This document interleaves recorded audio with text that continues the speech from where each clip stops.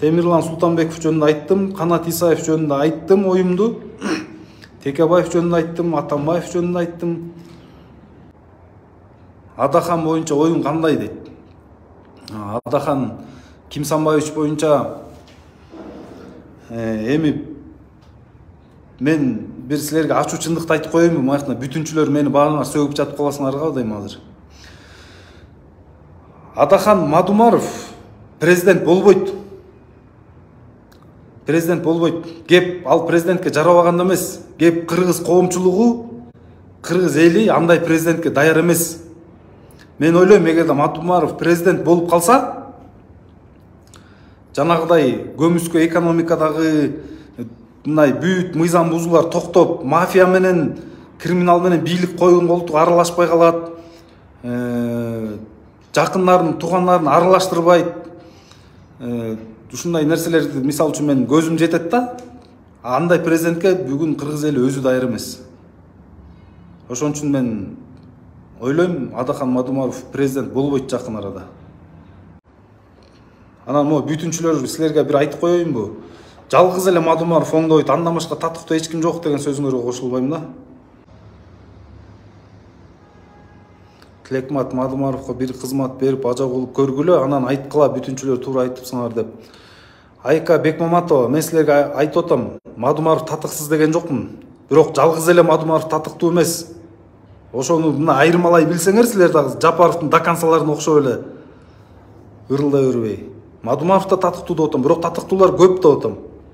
Силер болсо жалгыз эле Мадумаров татыктуу, ошол эле колун албаса оңолбойт Кыргызстанда деп атпайсыңар. Мен ошол сөзүңөргө кошулбайм. Туугандар, бизде саясатчылардын 99% бизнесмен, коммерсант, саясий чайкоочу.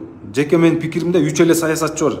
Мадумаров, Текебаев, Атамбаев. Эми ар биринин артыкчылыгы, кемчилиги бар. Үчөө тең периште эмес, албетте. Бирок өмүрүн саясатка арнап койгон ошолор деп эсептейм да. Анан калгандары соодагерлер, коркоктор, Салтыков, Шедрин беле кимдин айтканы бар эле, өлкөнүн тагдыры чечиле турган жыйын болсо, соодагерлерди чакырбагыла, аралаштырбагыла деген. Ошон үчүн мындай бизнесмен, саясатчылардан сак болуш керек. Көрүп атабыз алар кандай эмнени лобби кылып, өздөрүнө ылайыктуу, өзлөрүнүн бизнесине ылайыктуу мыйзамдардын баарын кабыл алып аткандарды. Эрулан Кокулов жөнүндө айтып коесуңбу?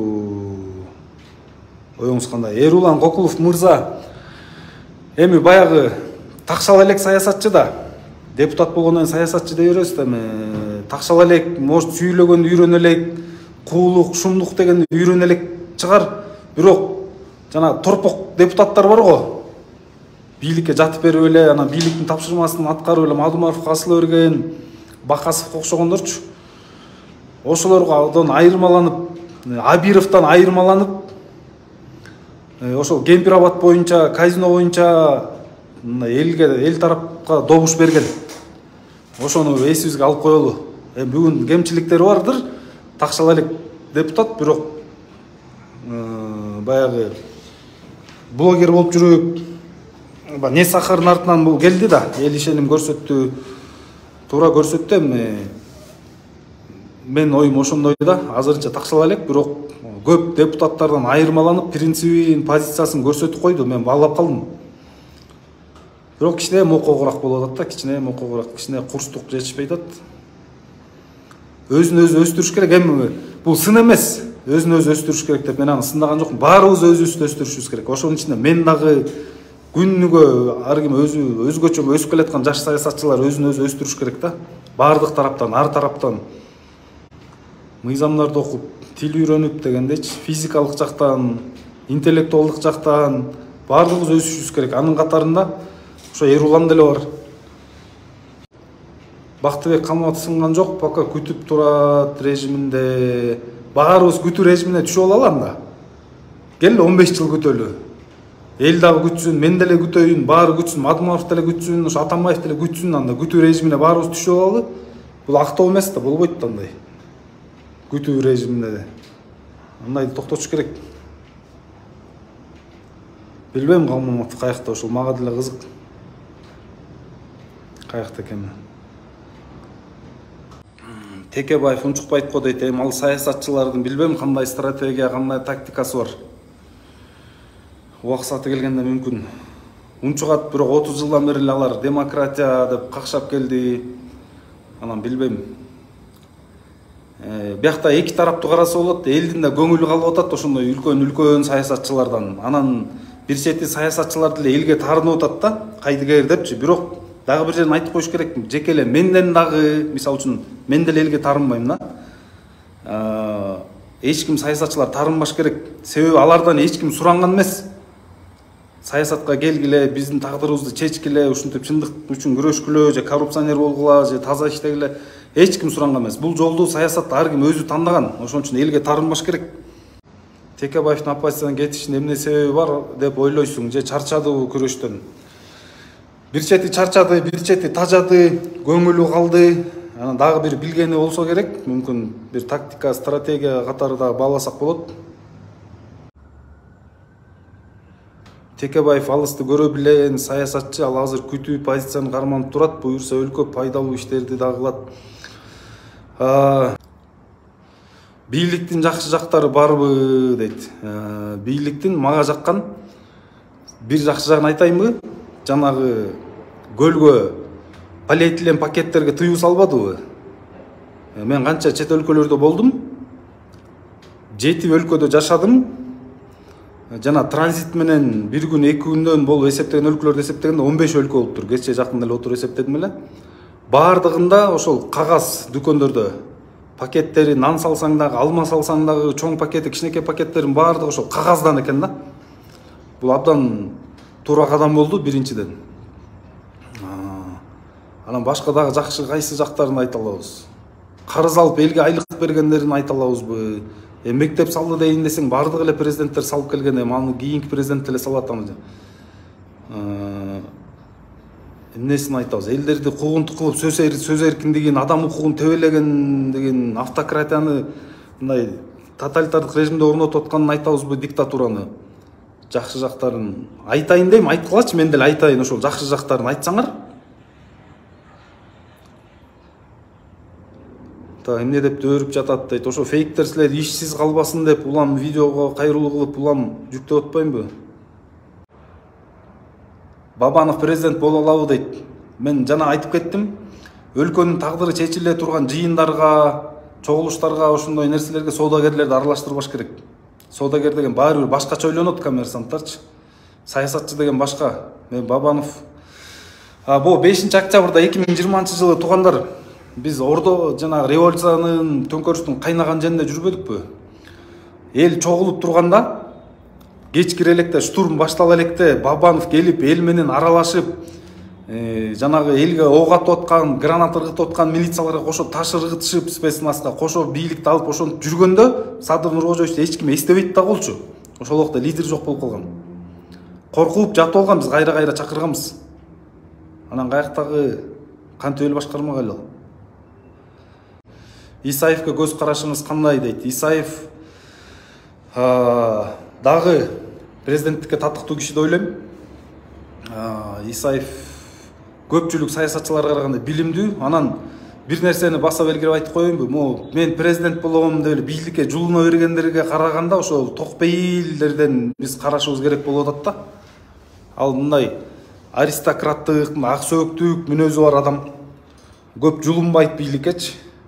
Ошондойлордон караш керек болуп атат да, туугандар. Мырзакматов президентке татыктуу дейт. Мен жеке тааныбайт экенмин ал инсан деле өзү мындай пиарды жаман көргөн инсан окшойт. Мен деле баягы тарапташтар эле жакшы иштерин айтып калат. Татыктуу болсо эл тандаса келип иштеп берсин да.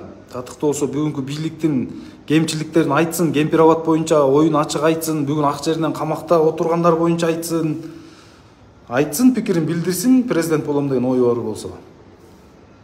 Президентке татыктуу болду дейт. Татыктуу экенин далилдесин да. Же бүгүнкү эки дос идеалдуу иштеп атабы? Жаналар менен солидармы, макулбу Мырзакматов? Мырзакматов эми мен деле кыргыздын баягы убагында ал деле качып жүрбөдү эле. Сыйлайм, урматтайм, оштук менен досторум, туугандарым көп айтат. Ошко көп жакшы иштерди кылган депчи. Атамбаев саясатка кайтып келеби? Атамбаев саясаттап төрөлгөн, саясат деп жашап, анан саясаттап өлөт го дейм. Азыр эле тааныбайм деп сүйлөп аттың эле го Мырзахматов дейт. Омай анан мен тааныйм дедимби? Тааныбайм деп эле айттым. Мырзахматовду жеке тааныбайм.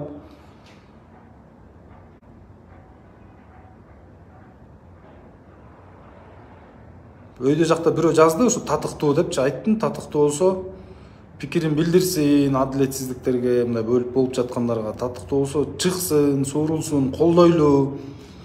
Мен деле мындай өтө чуулгандуу иштерге, коррупцияга аралашкан уга элекмин, мисалы үчүн Мырзахматовдун. Оштук туугандарым көп мактайт. Эл айтса, калк айтса калп айтпайт деген сөз бар го. Демек бир нерсеси бардыр да. Масадыков боюнча оюң кандай? Масадыков, Талатбек Масадыков мырза билимдүү мырза. Билимдүү мырза чынындачы.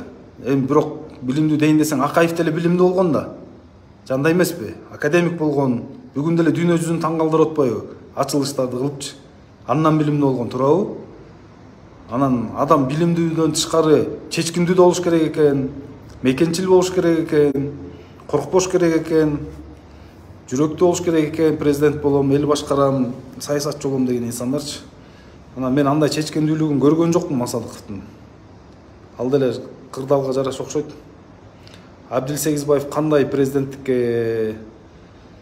Артыкчылык, кемчилик ар бир инсанда, ар бир саясатчыда бар. Бирок татыктуулардын катарына кирет Абдилсегизбаев деле. Сен деле татыктуусуң дейт. Мен татыктуу активистмин, активист болуп жүрө берейин. Кийин может депутаттыкка коем. Бабанов президенттикке татыктуу дейт. Татыктуу эмес. Бабанов татыктуу эмес. Айтып коеюнчу. Соодагерлер эч качан президенттикке татыктуу болбойт. Тем более Бабанов окшогон коркоктор.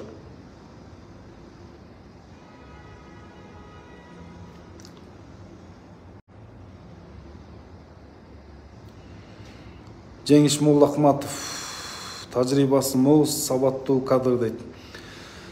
Жеңиш Моллахматов айтып өтөйүнбү? Көпчүлүк айтат жаш депчи. Жаш болсо дагы мигранттар менен канча тыгыз байланышта иштеп калды, партияны башкарды. Мисалы үчүнчү, канча бир тилде эркин сүйлөйт, мен өзүм күбө болгом. Эң негизгиси жүрөгү мекен деп согот да. Келечекте сөзсүз түрдө чоң үлкөн саясатчы болот. Эртай тууралуу оюң дейт. Эртай кыргыздын мырзасы. Кыргыздын жигити биринчиденчи. Карапайым элдин көйгөйүн чагылдырып жүргөн. Бүгүн сот болуп тур. Аны дагы камакта калтырып коюшту. Бул абдан адилетсиз чечим деп эсептейм. Бирок илеп белгиси менен бирок деген бар да. Канча деген саясатчылар, активисттер камалганда, соттордун адилетсиз чечими бийликтин зулумдугу болуп атканда Эртай мырза ооз ачкан эмес. Алардын таламын талашып, алар жөнүндө мына бир адилеттүүлүккө чакырып койгон эмес да бийликти, соттордучу. Бүгүн өзүнүн башына келип атат. Түшүнсө керек.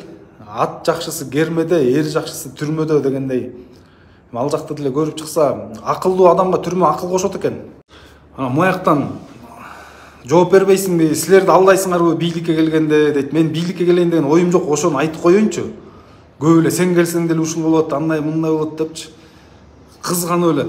Могу жаштарга бир кайрылып коеюнчу, ушу эфирди жабаардын астындачы муяктан суроолоруңарга жооп берип жетишпей калсам кечирим сурайм. Баарыңардын каалоо тилектериңерге рахмат. Силерге да баардык жакшылыктарды каалайм. Жаштар, саясат баарына жетет. Бир жаш мындай саясатчы болуш үчүн сөзсүз башка жаш өсүп келаткан саясатчыны жамандаш керек шартпы? Жамандаш шартпы? Ошону мындай фейктер менен жамандап, анан өзү деле ушактап, не кереги бар ошондой? Жаштар наоборот бир болбойлу, мына ынтымактуу болчу. Баарыбызга жетет саясат. Саясат эч кимдин мына бирөөнүн менчиги эмес, короосу эмес. Эч ким чектей албайт аяктанчы. Анан эмнеге эле бирөө жаш саясатчы өсүп келатат? Сөзсүз башка бир жаш саясатчыны популярдуу болуп кетет деп коркобу же кандай? Эмнеге ич тарлык кылабы, ушундай ушактайбы? Эмнеге ушундай мен жаш кыргыздын жаш саясатчыларына түшүнбөйм да, өсүп келаткандаргачы. эми Кудайдын мыйзамы да көзүндө деле жалбырак кызарып курап түшөт, анан жазында жаңысы чыгат. Саясат деле ошол. Каалайбы каалабайбы эски саясатчылар кетет, жаңылар келет. Ал аны эч ким токтото албайт.